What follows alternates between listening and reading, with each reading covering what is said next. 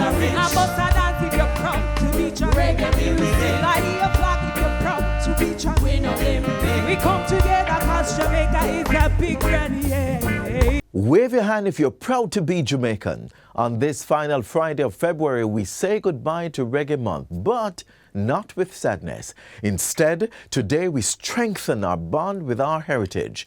In today's Friday edition of Jamaica Magazine, and on this Jamaica Day, we celebrate Jamaica, steaming towards the future, honing good character. Today we flip through the pages of the past, what some of us like myself remember as the good old days, while for others, it's just one of those days. I'm your host, Adrian Atkinson, and we'll be right back after the news.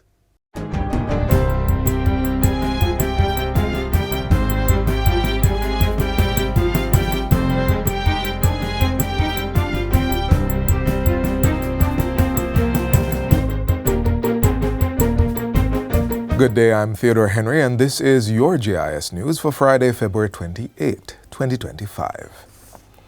The government has identified land in the Bernard Lodge area of St. Catherine to build a new hospital for Portmore. A feasibility study is now being done to determine the format and structure of the medical facility. Minister of Health and Wellness, Dr. Christopher Tufton, made the disclosure on Wednesday as he addressed the monthly meeting of the St. Catherine Chamber of Commerce. He says this is part of a strategic plan for Portmore and the wider St. Catherine to address the growing population in these areas and resulting higher demand on the health infrastructure. This includes the current $5.5 billion expansion taking place at the Spanish Town Hospital to increase its capacity. The Ministry of Labour and Social Security is at the final stage of development for its new work permit management system. Portfolio Minister Pernell Charles Jr. gave the update at this week's post-cabinet press briefing at Jamaica House. The existing work permit system is to be replaced with a new web-based and mobile-friendly one, strengthened by the introduction of a program dubbed Operation Streamline. For years, we know that employers, foreign investors, and workers have expressed serious concerns about the inefficiencies in the process, ranging from delays in processing to challenges with regards to compliance and monitoring. Consequently, Operation Streamline will specifically and specially be designed to tackle these challenges head-on, ensuring that Jamaica remains an attractive destination for skilled talent while also protecting opportunities for our local workforce. Pre-user acceptance testing is ongoing and will conclude by the end of February, followed by the actual user acceptance testing to commence in March. Minister Charles Jr. says the new digitized system is meant to close the skill gaps in the local economy. The system, which will be informed by labor market intelligence as well as training and certification needs, aims to close the skill gaps in the local economy. In so doing, the ministry is ensuring that work permits are granted to persons where there are no Jamaican counterparts or a shortage in the labor market. He adds that a work permit oversight committee has been established to ensure fairness, transparency, and accountability in approvals. A dedicated work permit help desk will also be introduced to provide real-time assistance and guidance. An extensive cleanup of the Yallah's Market in St. Thomas is to be undertaken with a view to begin accommodating vendors as soon as possible. Minister of Local Government and Community Development, Desmond McKenzie, gave that assurance during a visit to the facility on Wednesday. I have given instructions to the technical team in the ministry to work with the municipal corporation to carry out an extensive cleanup of the market so a proper assessment can be done on the market to see where we go from here. The minister says he expects to have a full outline of costing and the first phase of cleanup within another 3 weeks. Last October, Minister McKenzie announced that the St. Thomas Municipal Corporation had gotten possession of the facility, which was leased to a former councillor for more than 25 years. He's encouraging vendors to make use of the facility once it's renovated. It is important that we understand that whatever decisions are made after today's visit and going forward is that the vendors and those who support the vendors must utilize the market. The minister says he has also informed the municipal corporation to allow the vendors to occupy the facility temporarily. during the assessment phase and after the cleanup is completed. This will provide them with a proper location to ply their trade and relieve the sidewalks in the busy Yallahs Bay. Government has earmarked $900 million for farm road development in the 2025-2026 fiscal year, $230 million more than the current fiscal year, which ends on March 31.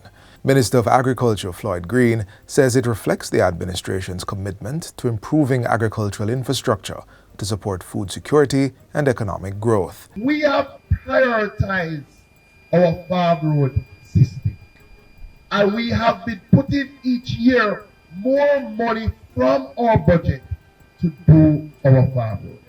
Over the last 2 financial years, we have done 22 farm roads in St. Elizabeth, spanning 12.9 kilometers.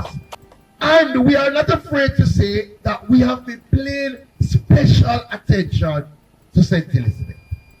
And we have to, because St. Elizabeth is the bread basket of Jamaica. He was speaking at a recent ceremony for 3 newly completed farm roads, which span key agricultural areas in St. Elizabeth, including the Blunters to Big Ground Road in Newcomb Valley, Giddy Hall to Mount Charles, and Numbers Road in Goshen.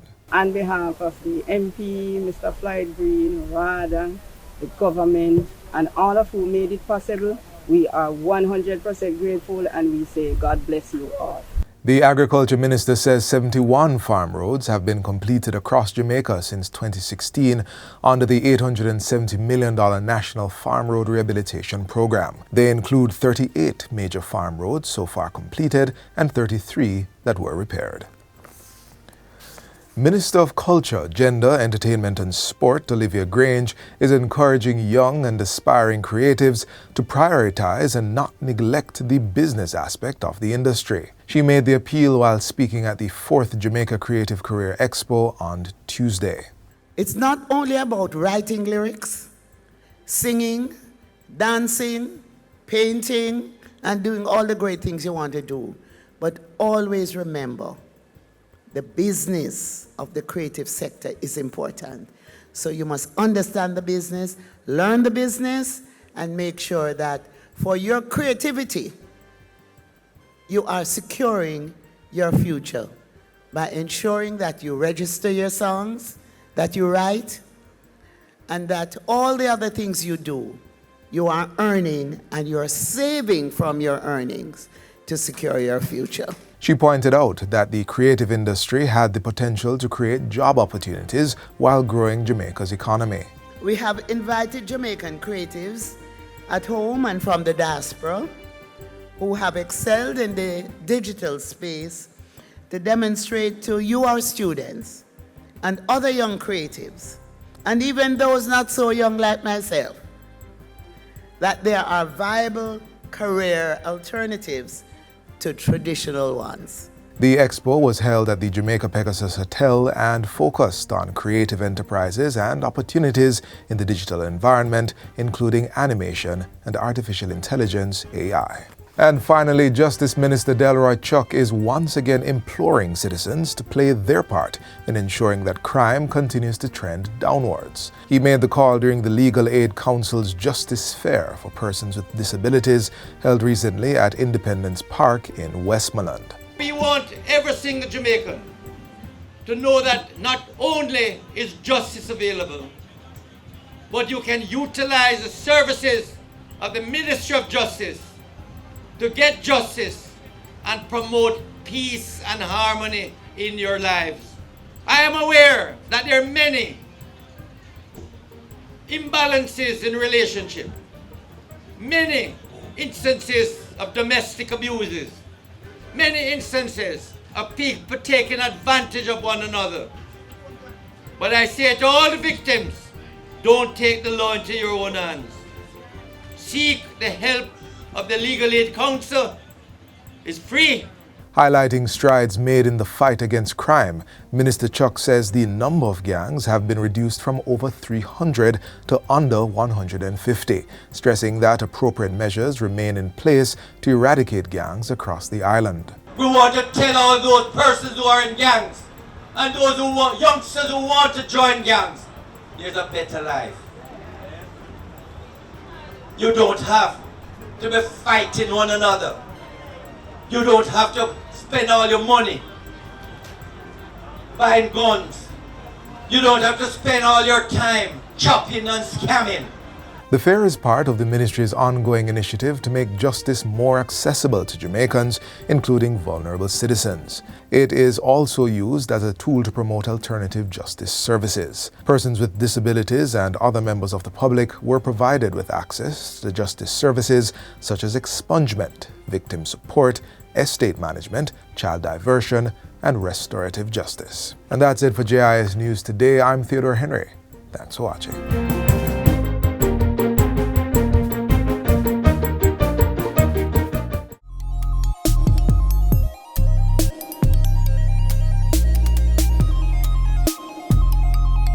Having water problems? Can't pay your bill? Well, 2025 is your year. The National Water Commission NWC 3-month amnesty is still running. If you've been disconnected for 2 years or more unpaid water bills, or you're a pensioner, eligible path beneficiary with outstanding debts to the NWC, the government is giving a financial reprieve. The NWC will write off the debt totally and waive your reconnection fees. Water is a priority, and the government is offering relief to get you legally reconnected. To check your eligibility, visit the NWC website at www.nwcjamaica.com/bill_query.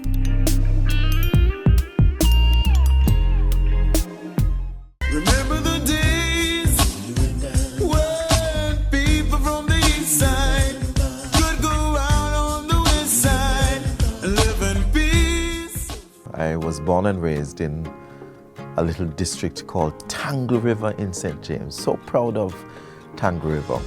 The beauty about my halcyon days of the 70s is that I was exposed to so many different things that were creative. So we would use certain things that people would normally call trash, and we used that to be creative in such a way that we made gigs, boxes, trucks out of boxes, catapult, hopscotch. We would be creative in using perhaps the rotten banana trunk, and we call them tar. And we used to use the tar to play hopscotch. We used to go to the bush, we go get whisks, and we make skipping rope from that, or we use perhaps the elastic band from the inner cork or the buckle stopper, we used to call them, from the aerated water, we used to call them aerated water, but they were just bottled sodas. At that time, we never had inside kitchen. The outside kitchen that was made out of bamboo, wattle and daub here. I want come see all of that. And each kitchen had a dresser. The dresser where we wash, we put in pan, and we plate, we enamel plate, we knife, we fork, we cups, and we put it on the dresser. And there was a fireside. And so on that fireside is where, you know, the older folk would just put on the pot and you blow the fire. Sometimes smoke on your eyes until you're weak. No wonder I wear glasses in my older years. And then there were times when in that same kitchen, we used to smoke corn, the pig tripe, and put it on the kreng and smoke it. But then we used to, as children, we used to hide and use knife and cut off a piece and eat it. They were beautiful days. By 5 o'clock, you have a beard, and you have to rub Vaseline for your foot. The Vaseline them time, they don't like Vaseline today. You rub it for your foot. They shine like young gold. It was a wonder. You could actually look on your skin and you think it was a looking glass. During the holidays, when you're gonna river, gonna swim, we gonna bush, gonna look guava, saucy apple. Saucy apple is what we call Otahiti apple back in St. James. Well, in my district, saucy apple, we go look mango, we go look banana, you name it, cane. So in the evenings when dinner ready now, and them said dinner ready, your belly full. And when we look into that, it was so many different items that we needed. Perhaps I'm getting a little teary-eyed because those were precious moments, and I value those moments. And I think those were the moments that made me into who I am today. There's one thing that I'd like to see happen in this great nation, or this great enterprise called Jamaica, is where we can come to a place where we are a little bit more loving toward each other. I grew up in a time when community parenting was the order of the day. We shared everything. We respected rules and we respected authority. We had good manners, good morning, excuse me, I'm sorry. Over time, we see that eroding. And I wish that we could come back to that place where we are grateful. We're grateful for the little things in life. We're grateful for the opportunities. We're grateful for even the small things that we have until better comes. I want to see us go back to a place where we can live loving in an environment that is conducive to good morals.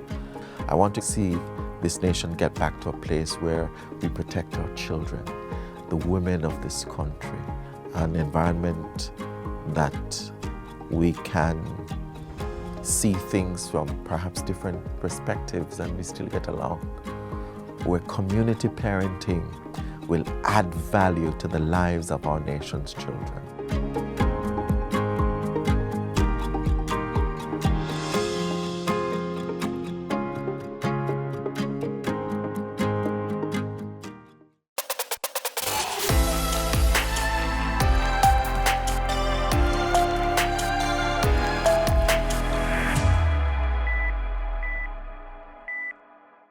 If you're a biker or know someone who is, you'll definitely want to listen closely to what's coming up in our next feature.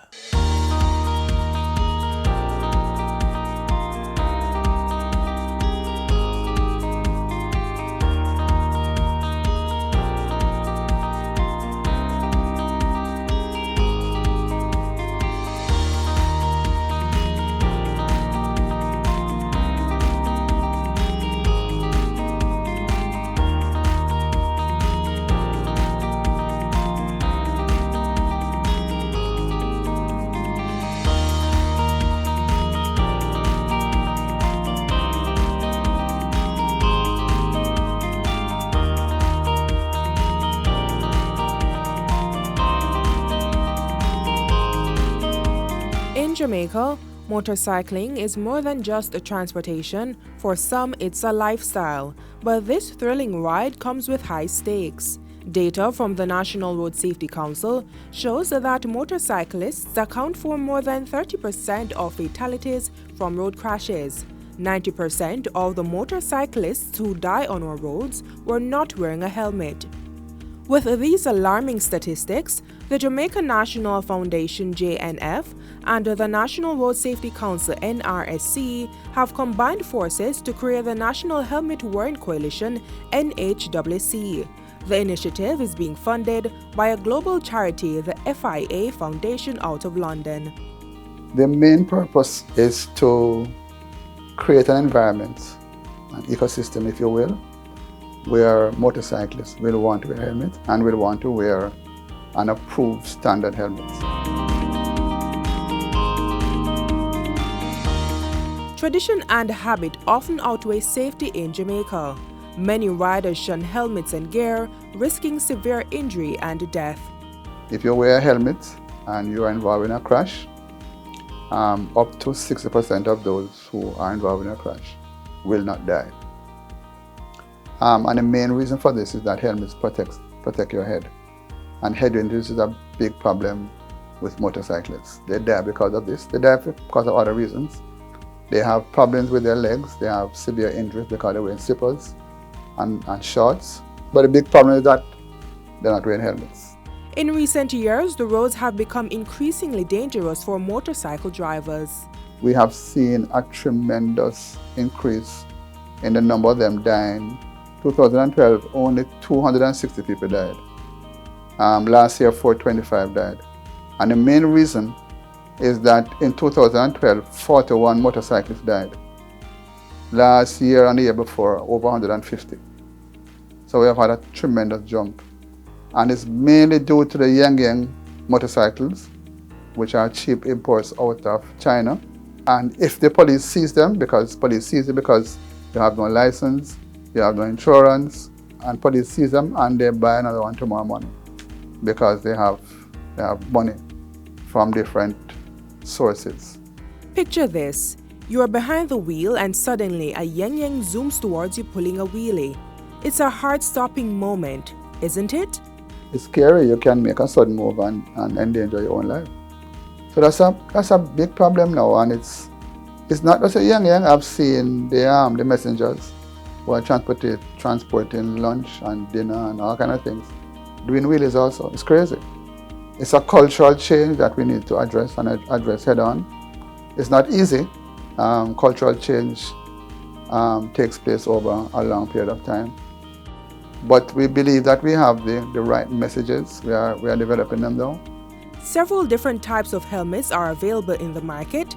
These include full-face, half, and three-quarter helmets. A full-face helmet protects your entire head and face, as well as your neck, which makes it the safest sort of motorcycle helmet to protect you in the event of impact. Half helmets cover the top and back part of your head. This style offers the lowest level of protection. Three-quarter helmets cover everything except the rider's face. Outside of helmets, many motorcyclists are also driving under the influence of alcohol and drugs such as marijuana. Data done by Dr. Carey Fletcher of the St. Anne's Bay Hospital, an orthopedic surgeon, shows that many of the riders who crashed had consumed alcohol up to 3 hours before the crash, and many of them were driving under the influence of smoking marijuana, weed. So if you can get these drivers to do not drink and drive, do not smoke and drive, do not smoke ganja and drive, then they'll be in a better position to live, survive, and to avoid serious injuries.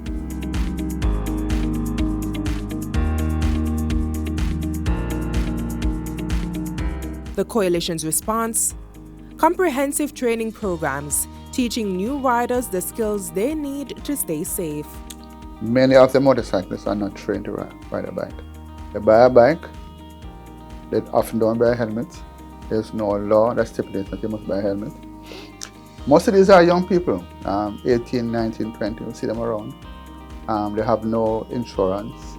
However, riding without a helmet is a ticketable offense under Section 74, subsection 3 of the new Road Traffic Act. Drivers can also be fined for failing to have their pillion wear a helmet. The fine is $8,000 and 2 points are deducted from the driver's license for each offense. And driving without motor vehicle insurance could land you a ticket of $20,000. Many of them are behaving irresponsibly in other areas of their life. They jump on a bike, they just went around the corner, they don't believe that it's going to cause them any trouble. And because of this, many of them die and are injured. So the first thing that we have tried to do is to start a training program. We started a training program in Westmoreland in association with the Ministry of National Security, Heart Trust, and other agencies to try and train bikers to ride properly. And part of the program, part of the incentive is that once they pass the yard test in this training program, when they go to the depot and the ITA, they don't have to repeat it. They just need to do the other standard tests that they do there. So it's an incentive.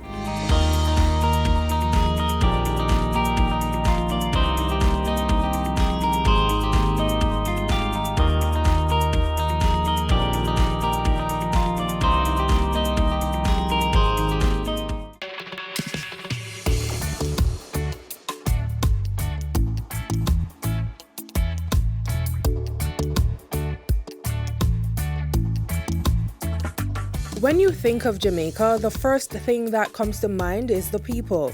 But what is it about us? What makes us truly Jamaican? Is it our warmth and hospitality? The way we greet each other with a simple wagwan or a bright smile?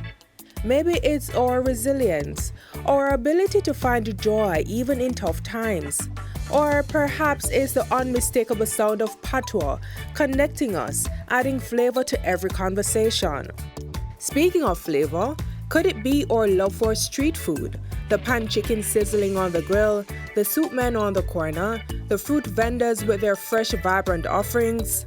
Wait, I know you're excited, but what about our music, our dance moves, or rhythm that captivates the world?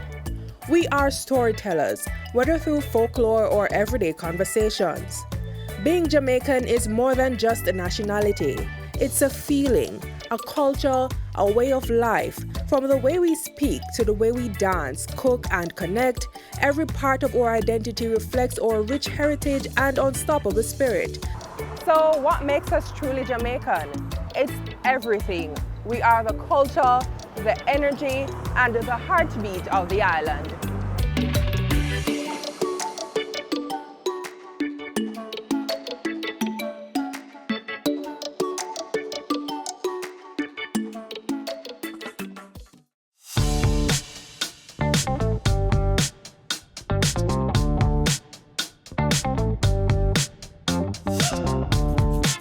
I mostly specialize in lignum variety, but as you can see, it's a mixture of the seed and the lignum variety.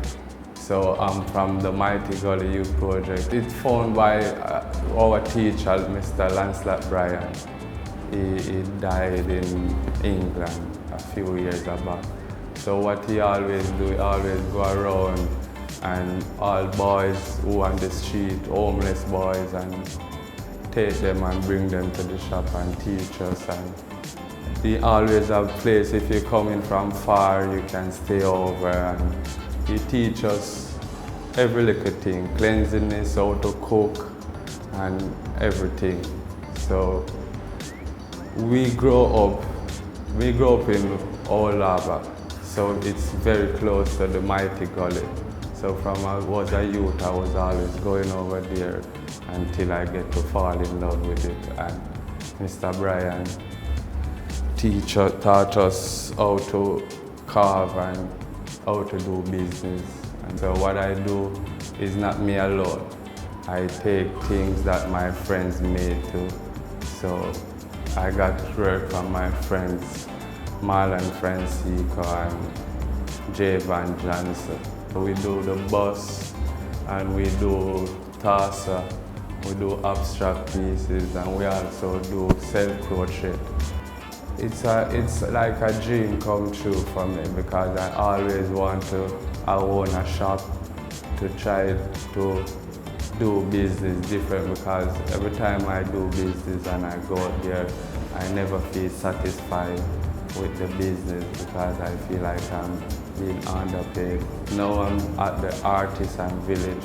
I feel much better and I like the environment. It's clean and nice.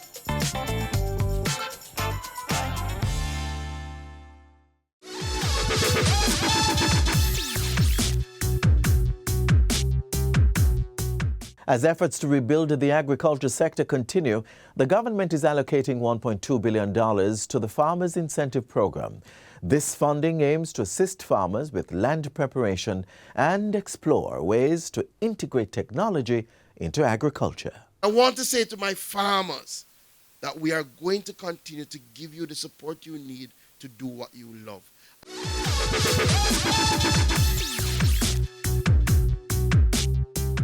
We've reached the end of our program. Get a recap of everything you saw here and more on our website at gis.gov.jm. And in the words of Miss Lou, take in teeth and keep a heart bun. I am Adrian Atkinson. One love. This has been a production of the Jamaica Information Service, the voice of Jamaica.